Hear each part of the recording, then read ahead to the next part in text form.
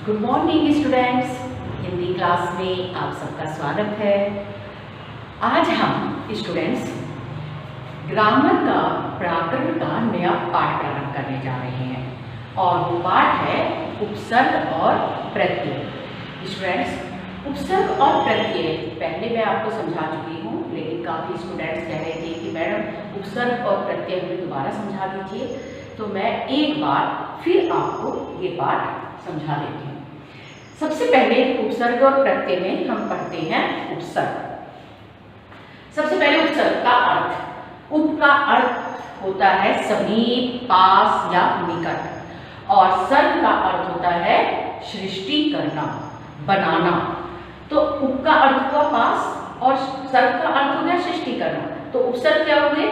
जो पास लाकर किसी एक नए शब्द को बनाए या एक नई शब्द की सृष्टि करे, तो वो कहलाते हैं उपसर्ग। तो उपसर्ग का अर्थ स्टूडेंट समझ में आ गया होगा। उप का अर्थ होता है समीप और सर्ग का अर्थ होता है सृष्टि करना। अब हम इसकी परिभाषा देख लेते हैं कि उपसर्ग की परिभाषा क्या है। उपसर्ग वे शब्दांश होते हैं जो किसी सार्थक शब्द के, शब्दांश पहले समझ में आ गया स्टूडेंट्स कि वो पूरे शब्द नहीं होते बल्कि शब्दों का एक अंश होते हैं, एक हिस्सा होते हैं, पार्ट होते हैं। तो वे उपसर्ग वे कहलाते हैं जो किसी शब्द का एक हिस्सा होते हैं। तो उपसर्ग वे शब्दांश हैं। शब्दांश समझ में आ गया ना, शब्द का एक हिस्सा जो किसी सार्थक शब्द के, सार्थक का अर्थ होता है जब किसी शब्द का कोई अर्थ होता है। अगर उस शब्द का कोई अर्थ नहीं है तो वो सार्थक शब्द नहीं कहलाते। तो इसलिए कहा गया है कि जिस शब्द के हम आगे उपसर्ग जोड़े उसका कोई अर्थ होना चाहिए, वे सार्थक शब्द ही होने चाहिए। तो सार्थक शब्द के पहले लगकर, पहले अर्थात आगे कि पहले लगकर उसके अर्थ को परिवर्तित कर देते हैं, परिवर्तित कर देते हैं अर्थात बदल देते हैं, और या फिर उसे विशेष अर्थ प्रदान कर देते हैं परिवर्तित करके, वे उपसर्ग कहलाते हैं। तो उपसर्ग की डेफिनेशन स्टूडेंट समझ में आ गई होगी। उपसर्ग वे शब्दांश होते हैं जो किसी भी सार्थक शब्द के आगे लगकर, आगे जुड़कर क्या तो शब्द का अर्थ परिवर्तित कर देते हैं और या फिर कोई एक विशेष अर्थ प्रदान कर देते हैं या फिर उसमें कोई विशेषता ला देते हैं, वे उपसर्ग कहलाते हैं। जैसे हमने सामने एक तो उदाहरण मैंने दे रखा है स्टूडेंट, जैसे अध खिला, इसमें अध उपसर्ग है और खिला मूल शब्द है। अध का अर्थ होता है आधा, आधा खिला हुआ, जैसे हम कहते हैं अध खिला फूल, है ना। तो ये अध खिला जो है इसमें अध उपसर्ग है और खिला जो है वो सार्थक शब्द है। तो ये हमारा है उपसर्ग। उपसर्ग के अनेक भेद हैं, प्रकार हैं। अब कौन कौन से उपसर्ग हैं हिंदी भाषा में, हम उन्हें देख लेते हैं। हिंदी भाषा में 4 तरह के उपसर्ग हैं। संस्कृत के उपसर्ग, हिंदी के उपसर्ग, उर्दू फारसी के उपसर्ग और अंग्रेजी के उपसर्ग। सबसे पहले संस्कृत के उपसर्ग। आप अच्छी तरह जानते बेटे, हमने जब पहले शब्द पढ़े थे तो शब्दों में हमने पढ़ा था कि शब्द कहाँ कहाँ से आए। तो शब्द कहाँ कहाँ से आए? संस्कृत से, उर्दू फारसी से, अंग्रेजी से, या फिर हमने परिवर्तित करके संस्कृत को अनुवादित किया, तद्भव शब्द बन गए, हिंदी शब्द बन गए, इस तरह से शब्द आए। तो उपसर्ग भी हमारे इसी प्रकार से आए हैं। क्या तो वो सब उपसर्ग संस्कृत भाषा से आए हैं, या फिर हिंदी जो हमने तत्सम के तद्भव बनाए थे वो आए हैं, या फिर उर्दू फारसी भाषा जो है उससे आए हैं, या फिर इंग्लिश अंग्रेजी भाषा से आए हैं। तो ये हैं। अब वो कौन कौन से हैं? सबसे पहले संस्कृत के उपसर्ग। आप सब जानते हैं कि हमारे भारत की प्राचीन भाषा संस्कृत थी और ज़्यादातर पहले जितने भी हमारे ग्रंथ लिखे गए हैं, जितनी भी महान पुस्तकें जो हम कहते हैं, वेद कहें, महाभारत कहें, रामायण कहें, सबकी रचना जो पहले हुई है वो संस्कृत में हुई है। तो हमारी जो सबसे प्राचीन भाषा थी वो संस्कृत थी। तो संस्कृत से ही हमारी हिंदी भाषा में सबसे ज़्यादा शब्द लिए गए हैं और सबसे ज़्यादा फिर उपसर्ग भी संस्कृत भाषा के लिए हैं। तो अब उसमें है कि संस्कृत भाषा के कौन कौन से उपसर्ग हैं। इनमें जैसे मैंने लिखा है अति। तो अति अगर हम देखते हैं तो अति भी हमारा संस्कृत का शब्द है, जैसे अतिरिक्त ना, अतिशय, ये हमारे संस्कृत के उपसर्ग हो गए। फिर अनु, अनुगमन, अनुमति, ये हमारे संस्कृत के उपसर्ग हैं। इनसे जो शब्द बनेंगे मैं आपको बता दे रही हूँ। जैसे अति, अतिरिक्त, है ना, जैसे मैंने आपको बताया अतिरिक्त, अतिरिक्त। अनु से हो गए अनुभव, अनुमति। फिर है अब, अवगुण, है ना, अब का। और फिर हो गए उप, उपकार और उपवास। फिर हो गया दुर, दुर से हो गया दुर्गम, दुर्लभ, दुर्गंध। फिर हो गया नी से है जैसे निवास, है ना, या फिर निगम। फिर हो गया सम से हो गया जैसे सम्मान, संबंध।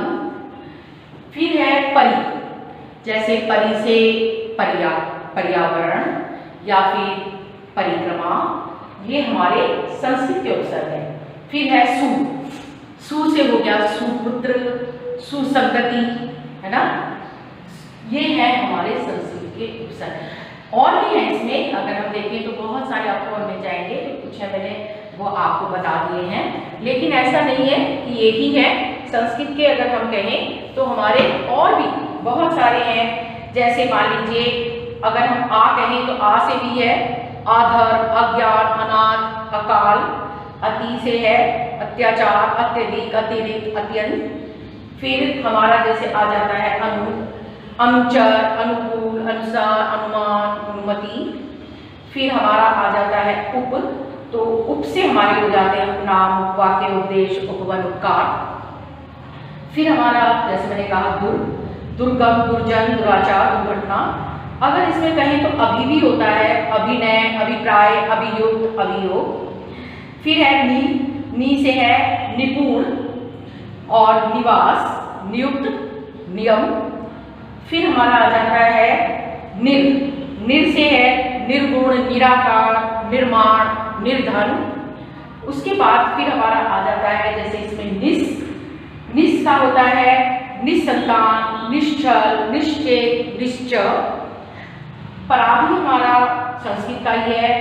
जैसे परा का आ जाता है परि है, परि का है परिवर्तन, परिवार, परिक्रमा, परिणाम, जैसे मैंने आपको बताया।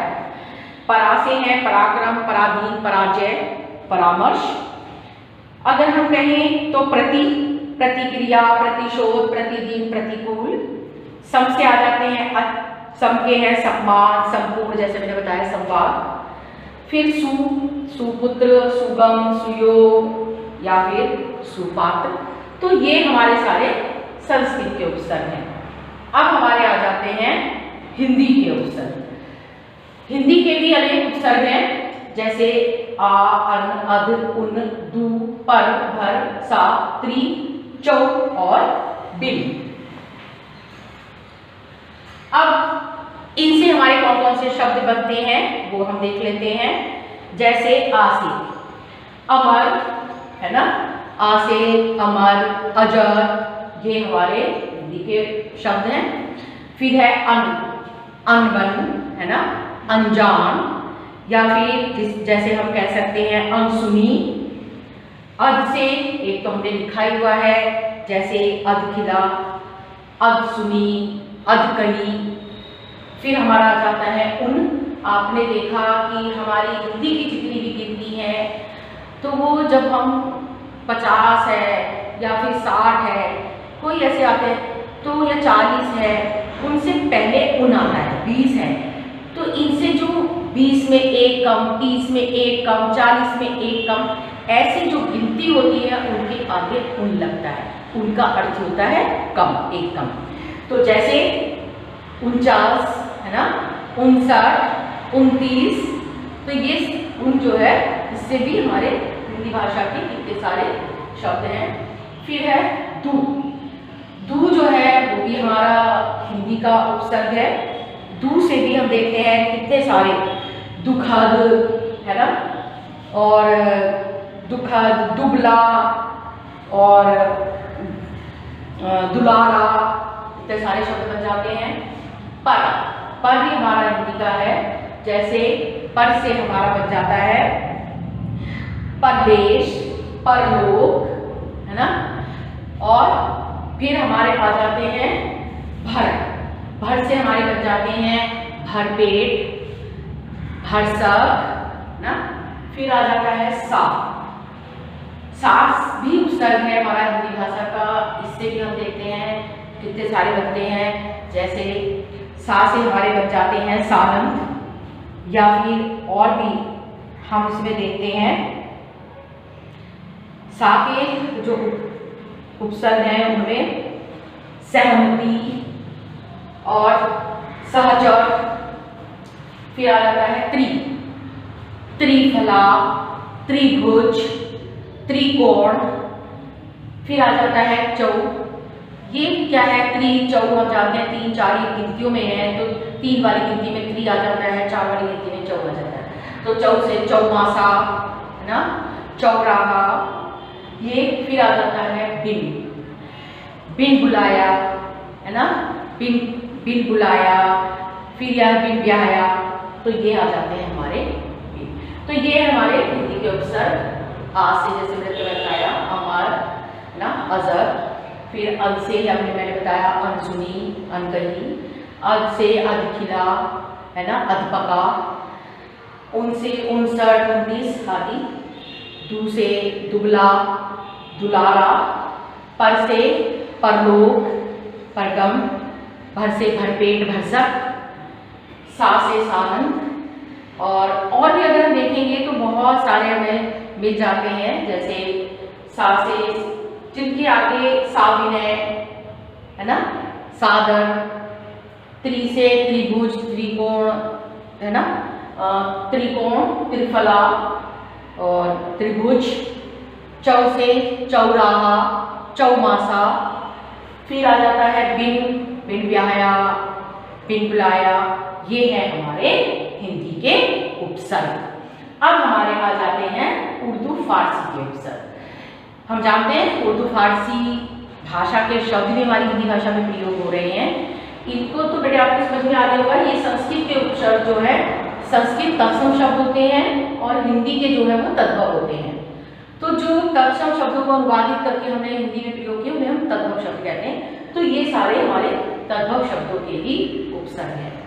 फिर आ जाते हैं हमारे उर्दू फारसी। उर्दू फारसी भाषा भी हमारी हिंदी भाषा में बहुत अधिक प्रयोग की जाती है। उन शब्दों की भरमार है हिंदी भाषा में, इसलिए इनके भी बहुत सारे उपसर्ग हैं। अब जैसे बद, बद से बदनाम, है ना, बदतमीज, है ना। और आप देखते हैं बदमिजाज। बहुत सारे शब्द हमारे उर्दू फारसी के हैं। बा से बाकायदा, ना, और बाकायदा, बाअदब। बे से बेकसूर, बेईमान, ना। फिर खुश, खुश मिजाज, खुशबू और खुश दिल। फिर आ जाता है गैर, गैर जिम्मेदार, गैर हाजिर, गैर कानूनी। फिर आ जाता है हर, हर से आ जाता है हरदम, हरदम, हर्ष। ला से आ जाता है लाजवाब, ला इलाज, ना, लाज। फिर आ जाता है ना, नादान, नासमझ। दर से दरकिनार, दरमियान। फिर आ जाता है कम, कम से आ जाता है कम अक्ल, कम वक्त भी इसी में आता है। तो ये हमारे क्या है, उर्दू फारसी के उपसर्ग हैं। इनसे हम बहुत सारे हम देखते हैं, ना जाने कितने शब्द हम बना लेते हैं।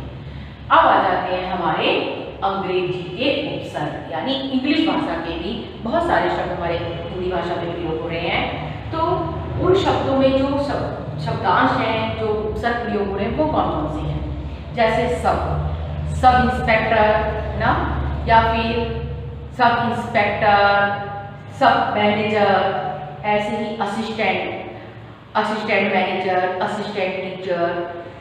फिर आ जाता है वाइस।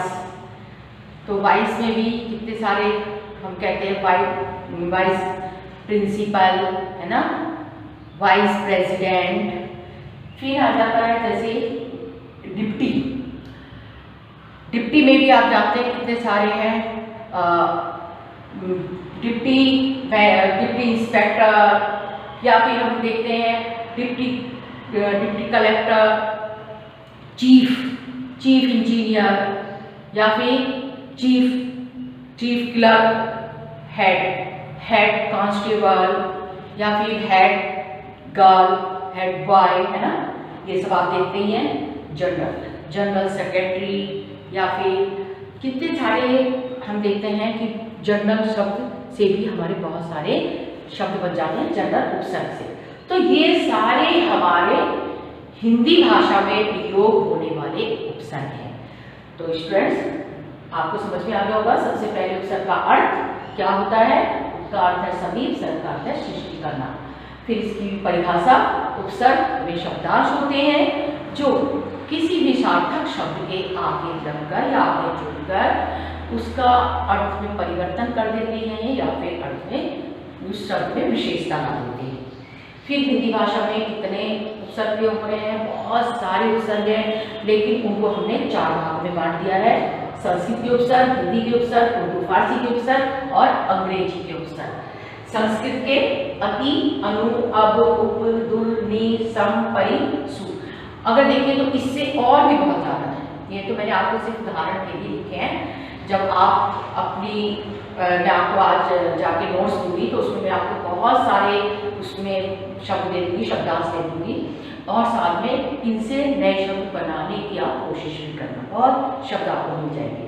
फिर हिंदी के उपसर्ग है आ, अन, अद, उन, दू, पर, हर, सा, त्रि, चौ और बिन। उर्दू फारसी के उपसर्ग बद, बा, बे, खुश, गैर, हर, ला, ना, दर और कम। अंग्रेजी के उपसर्ग हैं सब, assistant, vice, deputy, chief, head और जनरल। तो मैं उम्मीद करती हूँ स्टूडेंट्स आज आपको उपसर्ग प्रत्येक पाठ में से उपसर्ग अच्छी तरह समझ में आ गया होगा। आपका जो इसमें आना है वो आपका आना है बेटे कि उपसर्ग आपको ये होंगे, इनसे नए शब्द बनाइए, या फिर शब्द दिया होगा उसमें लिखा होगा कि इस शब्द में से उपसर्ग और मूल शब्द को अलग अलग करिए। तो दोनों तरह से प्रश्न आ सकते हैं आपके इसमें पेपर में, एग्जाम में। क्या तो आपको उपसर्ग दिए होंगे, इनसे नए शब्द बनाइए, या फिर शब्द दिया होगा इसमें से उपसर्ग और मूल शब्द अलग अलग करिए, या हो सकता है आपको मूल शब्द दिए हों और लिखा हो इनके आगे उचित उपसर्ग जोड़कर नए शब्द बनाइए। तो हर तरह से क्वेश्चन आ सकता है, आपको अच्छी तरह से उपसर्ग की तैयारी करनी है।